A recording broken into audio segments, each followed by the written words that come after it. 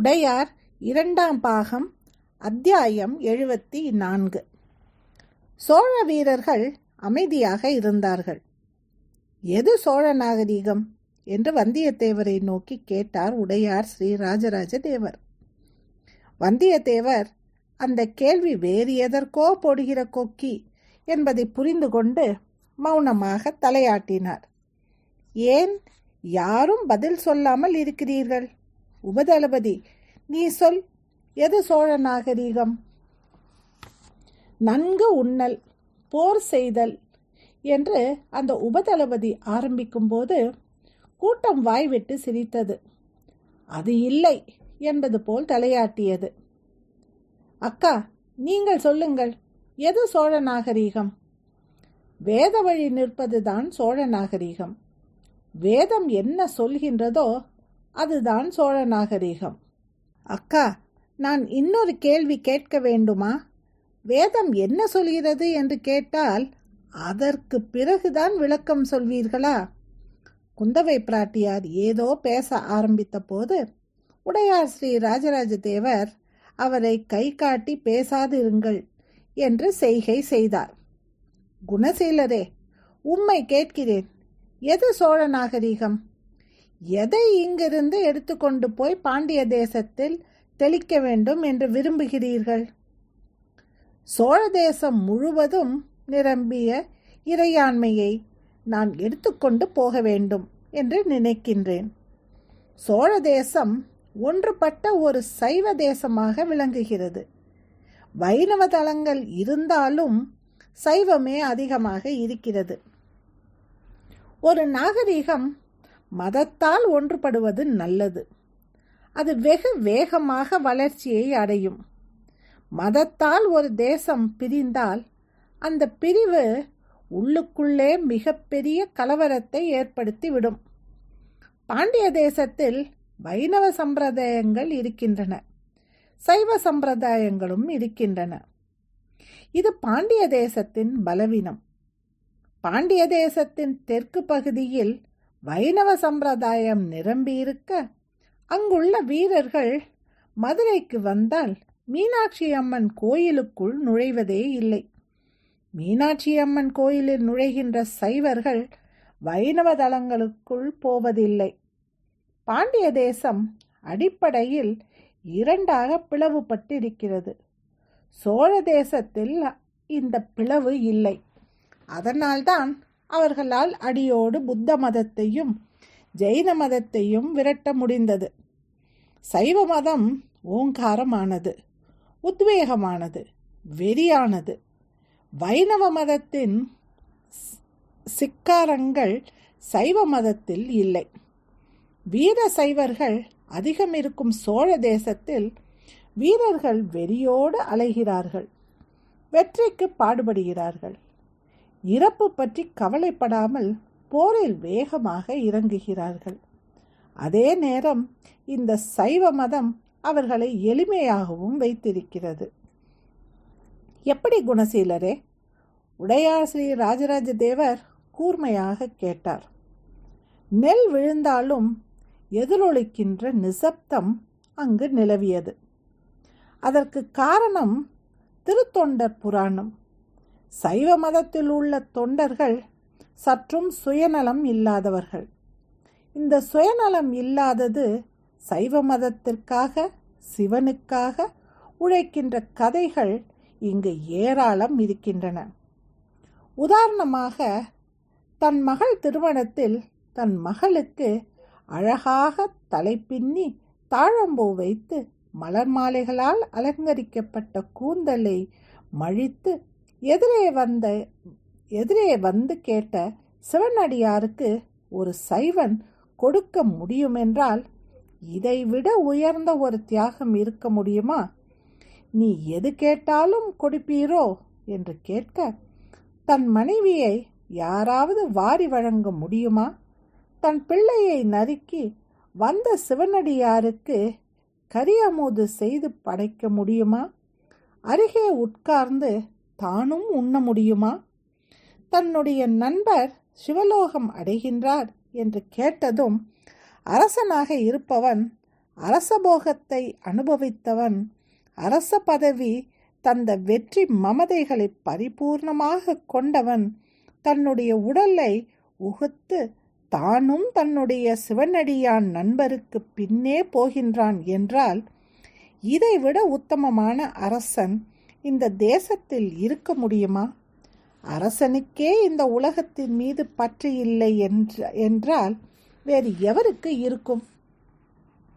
இம்மாதிரி கதைகளை சிவநெறி செல்வர்கள் இடையுறாது சோழ தேசத்தில் பரப்பி இந்த செல்வம், இந்த ஆளுமை இவையெல்லாம் நிலையற்றது என்று சொல்ல, இவர்கள் தாமரை இலை தண்ணீராக இருந்து இது பற்றி பெரும் கோஷங்கள் எதுவும் இல்லாமல் வெற்றி பெற்றதை அனுபவிக்கிற போது இறையாண்மையோடு இருக்கிறார்கள்.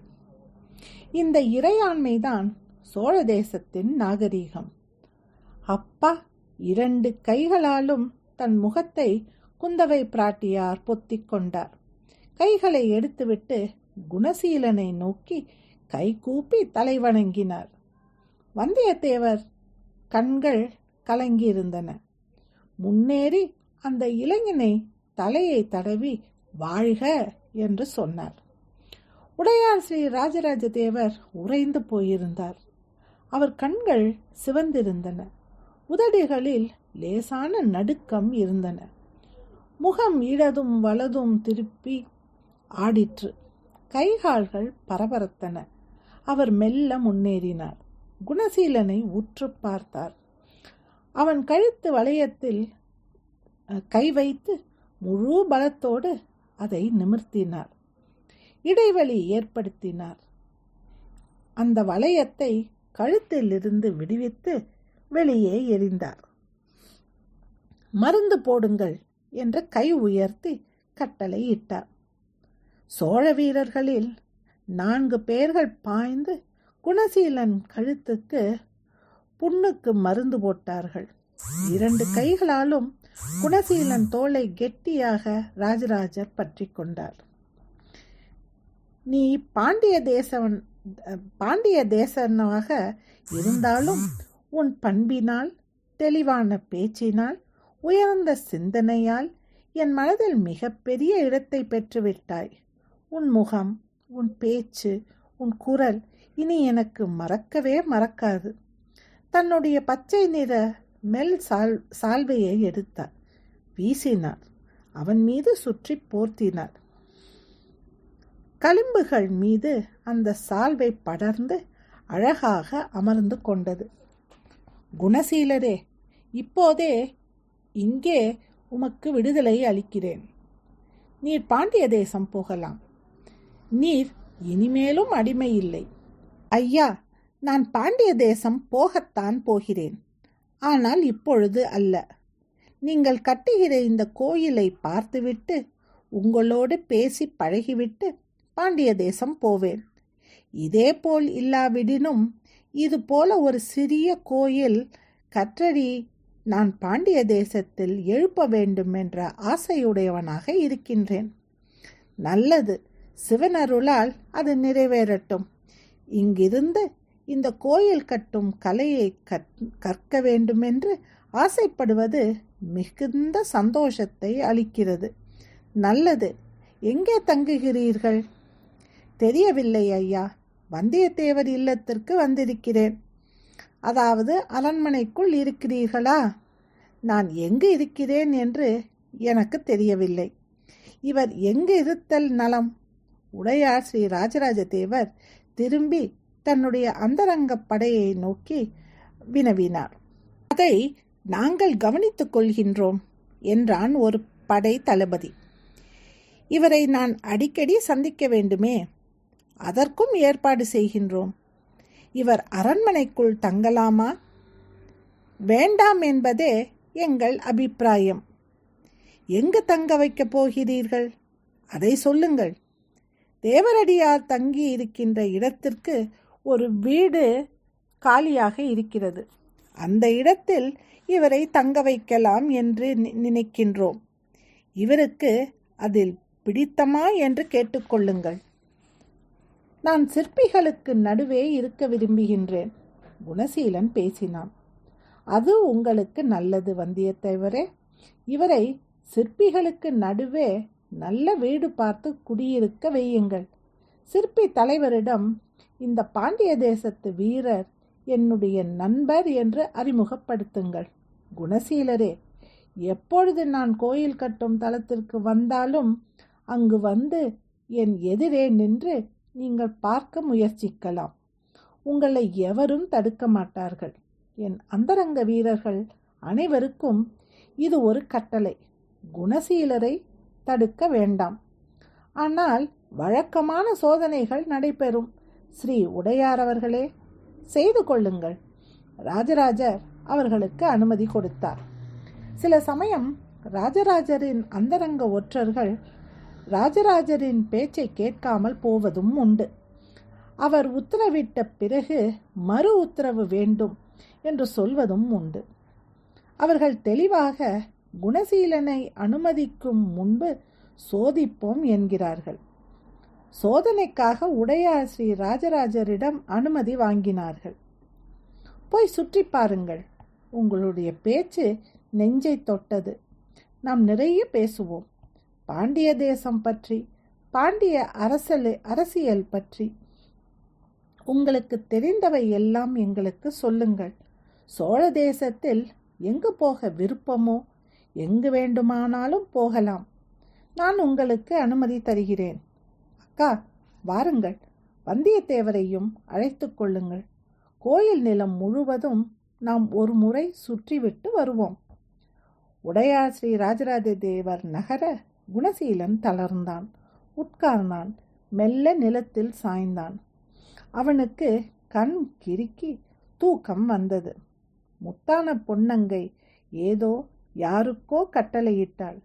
ஒரு சிறிய கிண்ணத்தில் பச்சை மூலிகையில் சாறு வந்தது. ஒரு வீரனிடம் கொடுத்து அதை குணசீலனுக்கு புகட்ட சொன்னான். அந்த வீரன் குணசீலனை நிமிர்த்தி அவன் வாயில் அந்த பச்சை இலையை புகட்ட அவன் எழுந்து நின்றான். ஓடிப்போய் ஒரு மூலையில் உட்கார்ந்து கொண்டான். வயிறு புரட்டி வாந்தி எடுத்தான். முதல் எடுப்பிலேயே அவனுக்கு முகம் தெளிந்து விட்டது.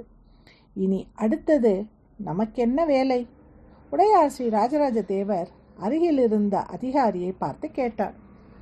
வெளியூரிலிருந்து வரும் தேவரடியாருக்கு வீடுகள் கட்டி கொடுத்திருக்கின்றோம். அந்த வீடுகளை வந்து பார்க்க வேண்டும். இதுவரை 40 வீடுகள் முடிந்திருக்கின்றன. விரைவாய் மற்றவையும் எழுப்பி முடித்து விடுவோம். அவர்கள் நீங்கள் வர வேண்டும் என்று ஆசைப்படுகின்றார்கள். ஒவ்வொரு வீட்டிலும் உங்கள் பாதம் பதிய வேண்டும் என்று நினைக்கிறார்கள். அப்படியா? மன்னர் கேட்டார். அவர் கேள்வியில் கவலை தெரிந்தது. இது எவ்வித முடியும் என்கிற மெல்லிய சலிப்பு தெரிந்தது. ஒவ்வொரு வீடும் ஏறி இறங்க வேண்டாம். ஏதேனும் சில வீடுகளை பார்த்துவிட்டு போனால் நன்றாக இருக்கும். வீடுகள் அவர்களுக்கு திருப்தியாக இருக்கின்றனவா? இல்லை, மெல்லிய குறைகள் சொல்கிறார்கள். அதிகாரி பதில் சொன்னான். என்ன குறைகள்? வீடு இன்னும் உயரமாய் இருக்க வேண்டும் என்று நினைக்கிறார்கள். கடும் மழை பெய்து தண்ணீர் சூழ்ந்தால் வீட்டுக்குள் தண்ணீர் வந்துவிடுமோ என்று பயப்படுகிறார்கள். இந்த இடமே மேடுதானே, எப்படி இங்கு தண்ணீர் வரும்? ஆனால் அவர்கள் ஏற்க மறுக்கின்றார்களே. சரி, நான் சொல்கிறேன். உடையார் ஸ்ரீ ராஜராஜ தேவர் நடக்க துவங்கினார். சிறு தேர் கொண்டு வரட்டுமா? வேறொரு அதிகாரி கேட்டார். ராஜராஜ தேவர் தலையசைத்துவிட்டு மறுத்து விட்டார். குதிரை கொண்டு வரட்டுமா? இன்னொரு அதிகாரி கேட்க அதில் ஏறவும் அவருக்கு விருப்பமில்லை என்று தெரிவித்தார். ஆனால் ராஜராஜ தேவரின் நடையில் அவ்வளவு விறுவிறுப்பு இல்லை. கடும் சிந்தனை வயப்பட்டது போல் தெரிந்தது. கூட்டம் விலக்கி அவருக்கு வழி ஏற்படுத்த 2 புறமும் உள்ள மக்களை உற்று பார்த்து கொண்டு வந்தார். சட்டென்று நின்னார். அக்கன் எங்கே? குந்தவை பிராட்டியார் எங்கே என்று கேட்டார். அதிகாரிகள் பாய்ந்து ஓடி பின்னே வருகின்ற குந்தவை பிராட்டியிடம் தகவல் தெரிவித்தார்கள். வந்தியத்தேவரையும் வரச் சொல் என்று உடையாரின் குரல் அழைக்க அந்த வீரனின் காதுகளில் எட்டியது. உங்களையும் கூப்பிடுகிறார் என்று வந்தியத்தேவரை பார்த்து அதிகாரி கூற, வந்தியத்தேவர் மெல்ல சிரித்தார். எதற்கு இப்படி கூவுகிறார்? குந்தவை பிராட்டியார் அங்கு வந்தால் நானும் கூட வந்துவிட்டு போகிறேன். நான் கூப்பிட்டால் வரமாட்டேனா என்ற எண்ணம் ஏன் அவருக்கு வருகிறது? குந்தவை மன்னரிடம் சொல், இயல்பாக சாதாரணமாக இருக்க சொல். மிகுந்த கவலையோடும் கவனத்தோடும் காணப்படுகிறார். இது அவர் உடல் நலத்திற்கு நல்லதல்ல. சரி, சொல்லலாம். ஆனால் எதிரே இருக்கின்ற வேலைகளை பார்க்கும்போது எனக்கும் கவலையைத்தான் வருகிறது. எப்படி இந்த கோயில் முடிக்கப் போகின்றோம் என்று புரியாமல் ஒரு வேதனை எழுகிறது. முடித்து விடலாம், நாம் முடிக்கின்றோம் என்ற எண்ணம் இருந்தால் பிரச்சனை ஏற்படும். இறைவன் கையில் ஒப்படைத்துவிட்டு நம்முடைய வேலைகளை நாம் சாதாரணமாக செய்ய துவங்கலாம். அவர்கள் பேசிக்கொண்டே உடையாரிடம் நெருங்கினார்கள். என்ன அருண்மொழி? உடையார் ஸ்ரீ ராஜராஜ தேவரை இயற்பெயர் விழித்தபடி குந்தவை பிராட்டியார் அருகே வந்தார். அந்த பாண்டிய தேசத்து இளைஞன் பெயர் என்ன? குணசீலனா? அவன் பேசியதை கேட்டீர்கள் அல்லவா? திருத்தொண்டர் கதைகளை பற்றி அவன் பேசுகிறான். அதை கொண்டு போய் பாண்டிய தேசத்தில் உள்ள மக்களுக்கு சொல்ல வேண்டும் என்று ஆசைப்படுகிறான். இது வாழ்க்கையை பண்படுத்தும் நாகரிகமாகும் என்று சொல்கின்றான். திரும்ப திரும்ப அவன் வார்த்தைகளே எனக்குள் ஓடிக்கொண்டிருக்கின்றன. மனித வாழ்க்கையில் நாகரிகம் என்பது அருளுடைமை. அந்த அருளுடைமை என்பது வெகு சிலரிடம் மட்டுமே இருக்கிறது. இப்படியும் மனிதர்கள் வாழ்ந்திருக்கிறார்கள் என்று நாம் எடுத்து சொல்ல வேண்டியிருக்கிறது. கோயில் கட்டுவதைப் போல, போர் செய்து வெல்வதைப் போல நாம் செய்ய வேண்டிய இன்னொரு முக்கியமான காரியம், குமரியிலிருந்து திருப்பதி வரை பல நபர்களை அனுப்பி பல தமிழ் அறிஞர்களை போய் வர சொல்லி அவர்களால் எவ்வளவு அடியார்கள் கதையை திரட்ட முடியுமோ அத்தனை திரட்ட வேண்டும் என்று சொன்னால் என்ன? இவைகளை ஒரு தொகுப்பாக எவரேனும் எழுதினால் என்ன? அந்த கோயில் நிலத்தின் நடுவே நின்று உடையார் ஸ்ரீ ராஜராஜ தேவர் கேட்டார். ஆஹா, அருமையான யோசனை! தமிழகத்தின் பண்பாடு முழுவதும் இந்த கதைகளில் வெளிவந்து விடும். இருக்கின்ற 10-15 கதைகளுக்கே கண்களில் கண்ணீர் கோர்த்து வயிறு கலக்கி அழ வைக்கிறது. இன்னும் இதுபோல் எத்தனை கதைகள் இருக்கின்றனவோ அவைகளை போய் கேட்டுக்கொண்டு வந்தால் என்ன? இதை யாரிடம் ஒப்படைப்பது அக்கன்? இதை கேட்கத்தான் உங்களை அழைத்தேன். 74வது அத்தியாயம் முடிவுற்றது.